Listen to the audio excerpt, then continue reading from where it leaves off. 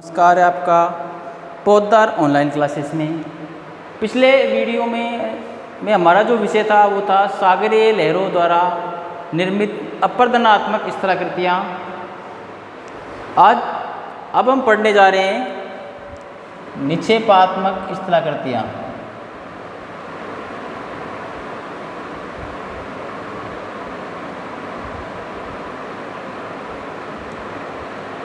स्थलाकृतियाँ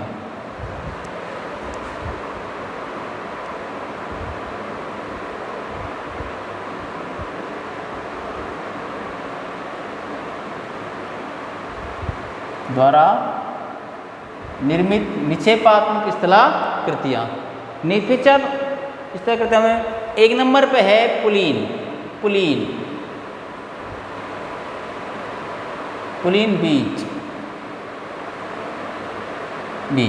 पुलीन सागर तट के सहारे लहरों द्वारा मलबे का निक्षेपण से पुलीन का निर्माण होता है।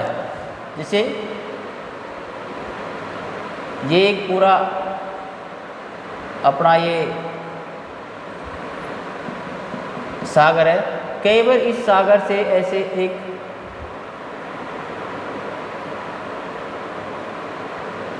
मलबे के बन जाती है, उसके ऊपर बोलते हैं पुलीन। सागर तट के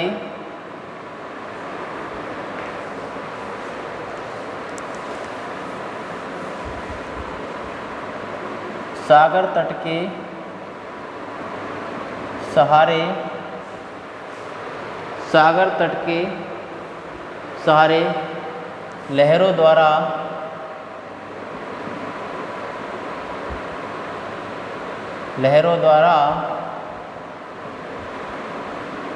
लहरों द्वारा निक्षेपण से पुलीन का निर्माण होता है। लहरों द्वारा मलबे के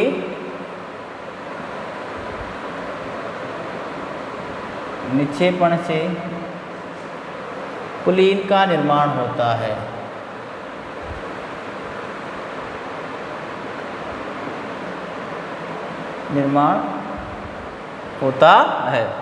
पुलीन का निर्माण होता है। सागरीय लहरों द्वारा जो तट के सारे जो मलबा एकत्रित कर दिया जाता है, उससे जो निर्मित आकृति होती है उसको पुलीन के नाम से जाना जाता है।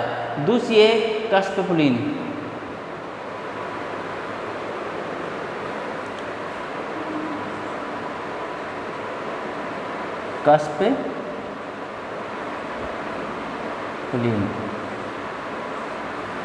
कस्प पुलीन सागर की ओर लंबाई में विस्तृत कंकर पत्थर। सागर की ओर लंबाई में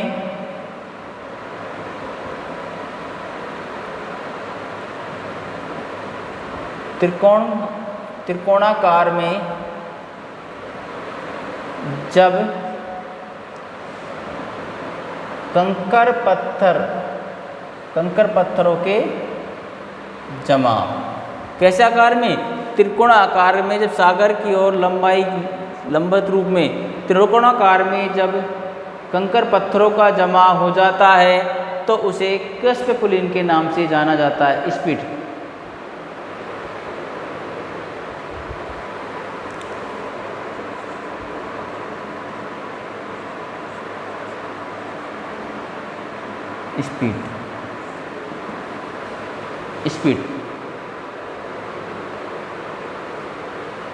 लहरों द्वारा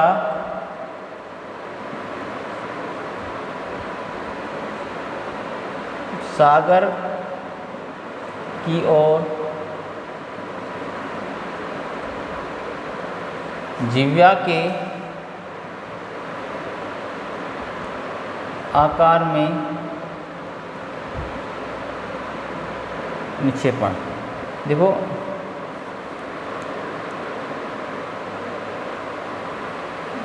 ये आप देख रहे हो, ऐसे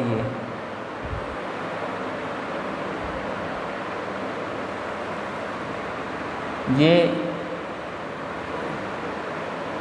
पूरा सागर है।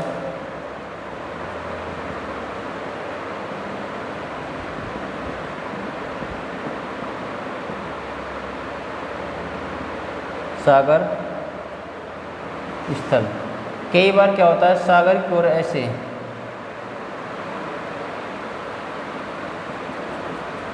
निक्षेप हो जाता है, इस निक्षेप को स्प्लिट कहते हैं। स्प्लिट क्या कहते हैं? स्प्लिट। स्प्लिट, ठीक है, स्प्लिट के नाम से जाना जाता है। दूसरा है रोधिका। चौथे नंबर बात करें हम रोधिका।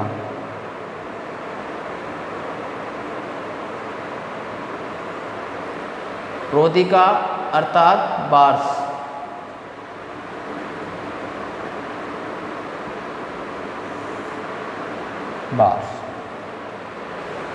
बार्स रोधिका तरंग या धाराओं के द्वारा निक्षेपित कटक या बांध को रोधिका कहते हैं। तरंग या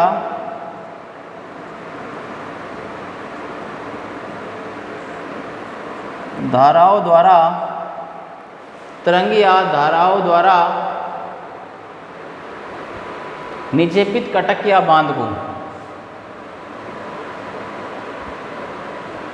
निक्षेपित कटक या बांध को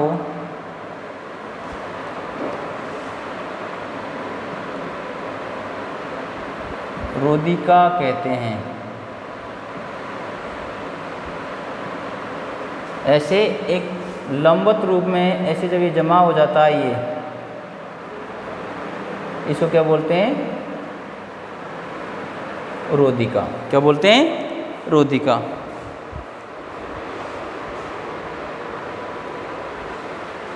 ये बिल्कुल तट के पास होती है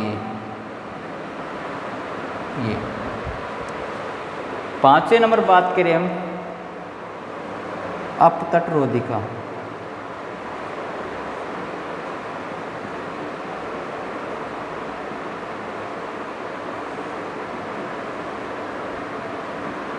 सागर तट से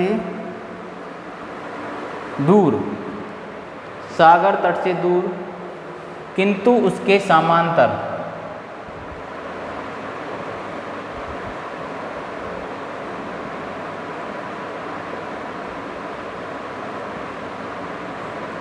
किंतु उसके समांतर बनी बांध या दीवार।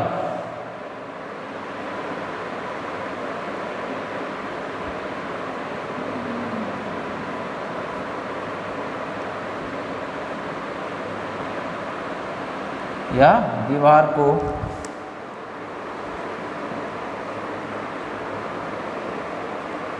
अपतट रोधिका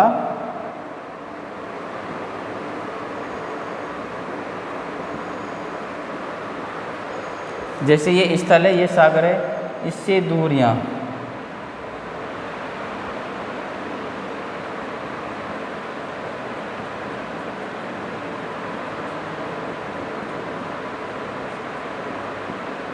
अपतट रोधिका। ये जो देख रहे हो आप, सागर तट से दूर है, थोड़ी सी दीवार के सामान एक बैरेज हुए, इस क्या बोलते हैं? अपतट रोधिका। उसके बाद है पांचवें नंबर पर छठे हुक।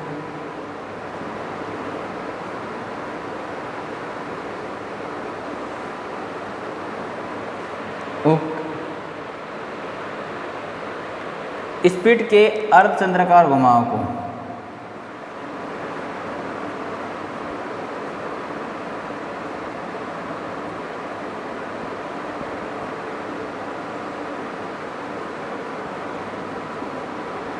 स्पीड का अर्धचंद्राकार घुमावदार जमाओं को हुक कहते हैं। क्या कहते हैं? हुक। मतलब जैसे ये ऐसे जब समुद्र में ये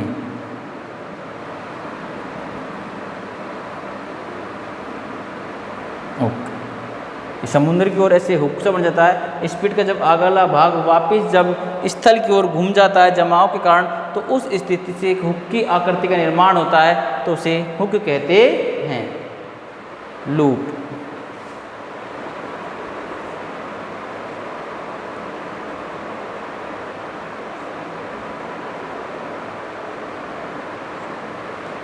लू। जब हुक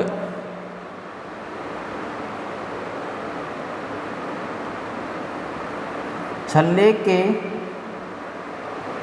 रूप में तट की ओर मिल जाता है, जैसे आप इधर से देख सकते हैं उसको, इसे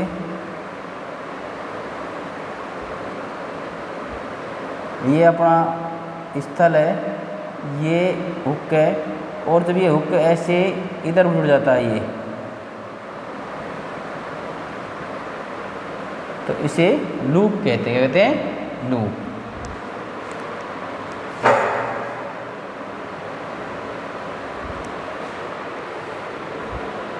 संयोजक रोधिका।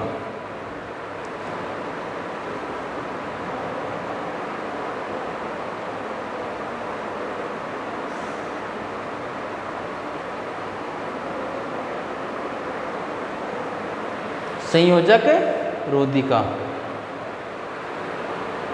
दीपों को जोड़ने वाले बांध या दीवार। दीपों को जोड़ने वाले बांध या दीवार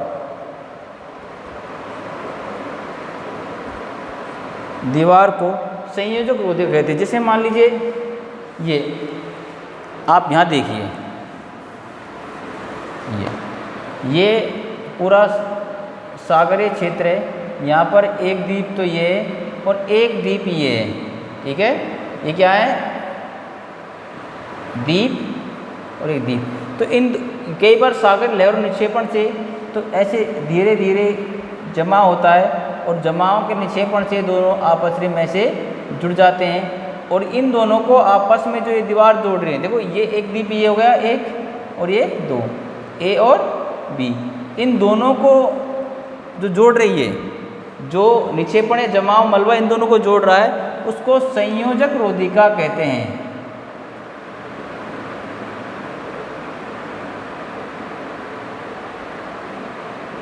तो कहते हैं संयोजक रोधिका।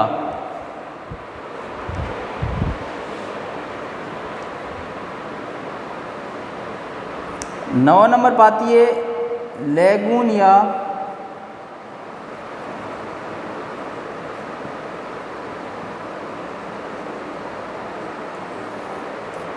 या खाड़ी रोधिका।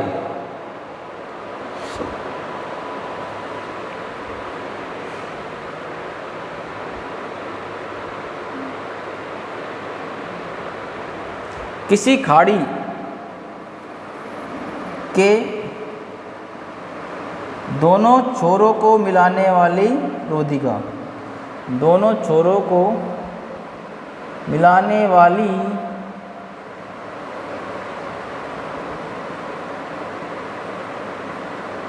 रोधिका को लैगून या खाड़ी रोधिका कहते हैं। जैसे ये खाड़ी है, और कई बार इसके जमाव से इसके जो दोनों किनारे होते हैं, इनको आपस में जोड़ देते हैं, और इस क्रिया को इसे खाड़ी रोधिका या लैगून या खाड़ी रोधिका कहते हैं। देखिए ये खाड़ी है, अब जो जमा हुआ तो ये आपस में ये दोनों ओर मिल गए, और इनसे मिलने से जो निर्माण हुआ उसे लैगून या खाड़ी रोधिका कहते हैं। तुम बोलो।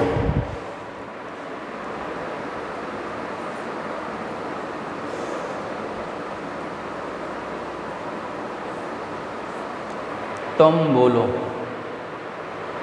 द्वीपों को तट से जोड़ने वाली रोधिका।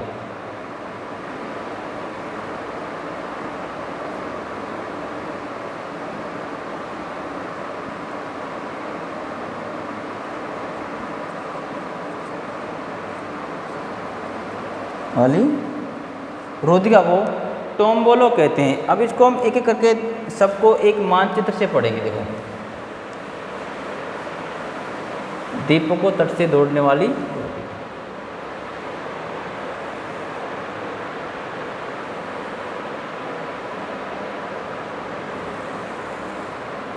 देखिए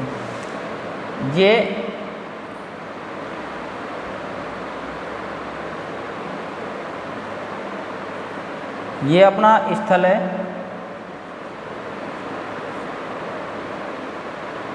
आप देख रहे हो ये पूरा अपना कैसा है, स्थलीय भाग है, और ये है सागरीय क्षेत्र। क्या है ये? सागर थे। तो सबसे पहले थे पुलीन, तट के सारे मलबे के नीचे पर, जैसे ये अपना तट है तो इसके सारे ऐसा मलबे का जमा हो जाता है, तो इसको क्या बोलते हैं हम एक नंबर पर? पुलीन। क्या बोलते हैं इसको? पुलीन। ये पुलीन। दूसरे नंबर पे कसपुलीन। जब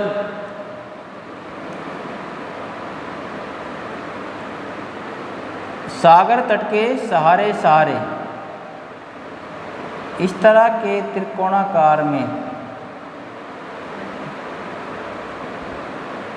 कंकर पत्थरों का जमाव,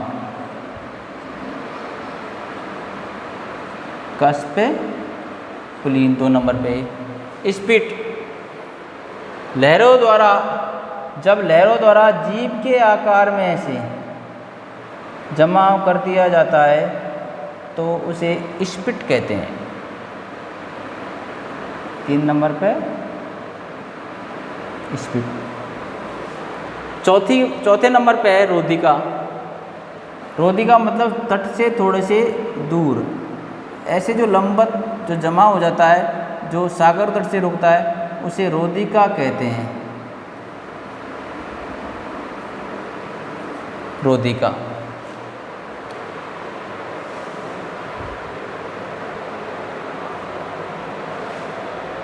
और थोड़ा जब सागर तट से दूर, ये इसको, ये थोड़े सागर तट से दूर होती है, इसके परंतु समांतर इसे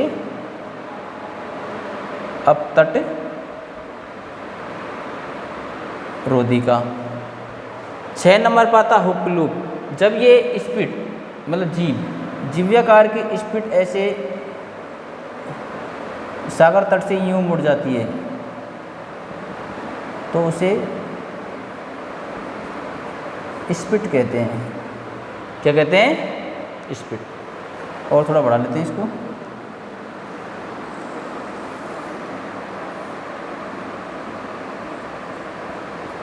स्पीड।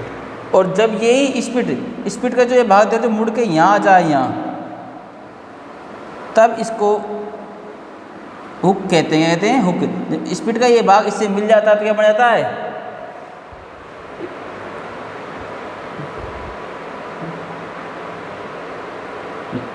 इसको बोलते हैं हुक।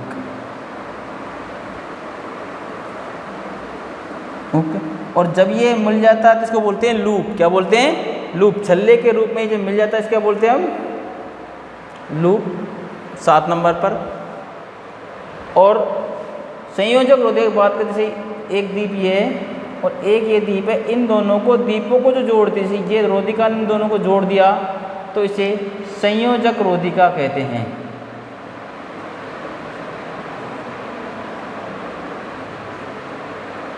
ये द्वीप और ये भी द्वीप, ये द्वीप, इन दोनों को जो जोड़ने वाली जो ये रोधिका देख रहे हो, इन दोनों जोड़ रही है, इसे बोलते हैं संयोजक रोधिका। लेगून या खाड़ी, जैसे ये खाड़ी वाला भाग दिख रहे हो आप, ये खाड़ी है। अब जब खाड़ी को ऐसे, जब खाड़ी के इस क्षेत्र में जमा हो जाता है, ये वाला, ये जो जमा हो जाता है, ये देखो मलबार खतर, तो एक झील सा बन जाती है। देखो, क्योंकि ये सागर है और ये दीवार बन गई इनके दोनों तरफ, तो ये क्या बन गई? एक झील। तो इसे लेगून या खाड़ी रोधिका कहते हैं। क्या बोलते हैं? खाड़ी रोधिका। अब है टोम्बेलो। टोम्बेलो की बात करें, सागर तट से दूर, जब सागरीय क्षेत्र में, जैसे ये एक द्वीप है, सागरीय तट में द्वीप है, तो इस द्वीप से ये जोड़ती है, एक रोधिका ये जोड़ रही है ये वाली, इसको टोम्बोलो कहते हैं। क्या बोलते हैं? टोम्बोलो। तो ये जो आप देख रहे हो 10 स्थलाकृतियाँ हैं, इन स्थलाकृतियों का निर्माण सागरीय लहरों द्वारा निक्षेप से होता है। तो इनको क्या बोलते हैं? सागरीय लहरों द्वारा निक्षेपात्मक स्थलाकृतियाँ। ठीक है मित्रों, इससे पहले वीडियो में पढ़ा था हमने अपरदनात्मक स्थलाकृतियाँ, और अब हमने पढ़ा है निक्षेपात्मक स्थलाकृतियाँ। ठीक है, अगले वीडियो में इससे जो अगला वीडियो होगा विषय होगा उसमें हम पवन के बारे में चर्चा करेंगे। तब तक के लिए नमस्कार।